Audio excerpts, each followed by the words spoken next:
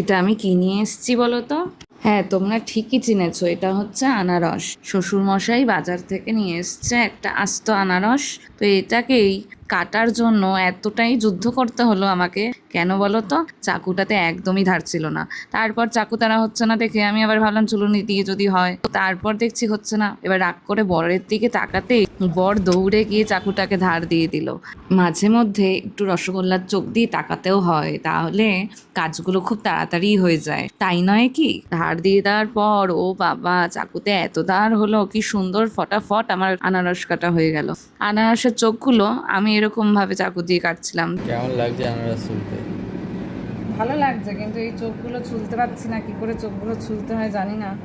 তোমরা যদি জানো আমাকে কমেন্টে লিখে জানিও যে কিভাবে আনারসের চোখ ছুলতে হয়। আমি কোনো রকম চাকু দিয়ে করছি। তোমরা কারা কারা আমার মতো আনারস খেতে ভালোবাসো বলো দেখি। এই যে আমার আনারস রেডি, চলো এক কামড় খেয়েই দেখি কেমন খেতে। বেশ মিষ্টি আছে তো, দারুণ খেতে।